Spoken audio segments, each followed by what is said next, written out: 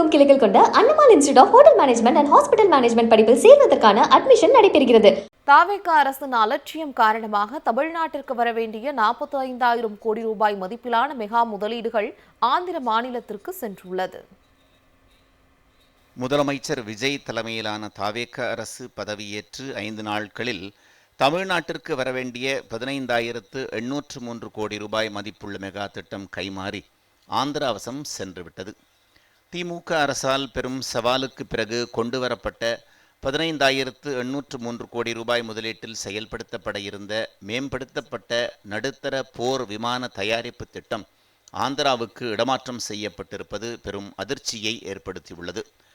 புதிய பாதுகாப்பு கப்பல் கட்டும் தளத்தை அமைப்பதற்காக மாசகான் கப்பல் கட்டும் தளம் 2025 செப்டம்பரில் திராவிட மாடல் அரசுடன் புரிந்துணர்வு ஒப்பந்தத்தில் கையெழுத்திட்ட நிலையில் தற்போது அந்த நிறுவனமும் ஆந்திர பிரதேசத்தில் முதலீடு செய்ய ஆர்வம் காட்டி வருகிறது. தமிழ்நாட்டிற்கு வரவேண்டிய இந்த 2 மெகா முதலீடுகளும் ஆந்திராவிற்கு சென்றது குறித்து முதலமைச்சர் விஜய் இதுவரை கருத்து தெரிவிக்காதது ஏன் என்று அரசியல் தலைவர்களும் பொதுமக்களும் கேள்வி எழுப்பி வருகின்றனர். தொழில்துறை அமைச்சராக உள்ள கீர்த்தனாவும் இது குறித்து வாய் திறக்காதது பொதுமக்கள் மத்தியில் அதிருப்தியை ஏற்படுத்தியுள்ளது.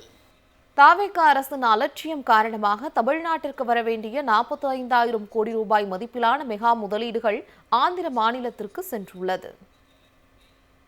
முதலமைச்சர் விஜய் தலைமையிலான தாவேக அரசு பதவியேற்று 5 நாட்களில் தமிழ்நாட்டிற்கு வரவேண்டிய 15,803 கோடி ரூபாய் மதிப்புள்ள மெகா திட்டம் கைமாறி ஆந்திராவசம் சென்றுவிட்டது. திமுக அரசால் பெரும் சவாலுக்கு பிறகு கொண்டுவரப்பட்ட 15,803 கோடி ரூபாய் முதலீட்டில் செயல்படுத்தப்பட இருந்த மேம்படுத்தப்பட்ட நடுத்தர போர் விமான தயாரிப்பு திட்டம் ஆந்திராவுக்கு இடமாற்றம் செய்யப்பட்டிருப்பது பெரும் அதிர்ச்சியை ஏற்படுத்தியுள்ளது. புதிய பாதுகாப்பு கப்பல் கட்டும் தளத்தை அமைப்பதற்காக மாசகான் கப்பல் கட்டும் தளம் 2025 செப்டம்பரில் திராவிட மாடல் அரசுடன் புரிந்துணர்வு ஒப்பந்தத்தில் கையெழுத்திட்ட நிலையில் தற்போது அந்த நிறுவனமும் ஆந்திர பிரதேசத்தில் முதலீடு செய்ய ஆர்வம் காட்டி வருகிறது.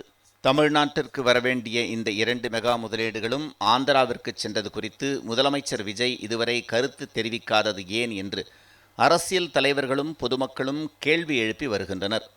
தொழில்துறை அமைச்சராக உள்ள கீர்த்தனாவும் இது குறித்து வாய் திறக்காதது பொதுமக்கள் மத்தியில் அதிருப்தியை ஏற்படுத்தியுள்ளது.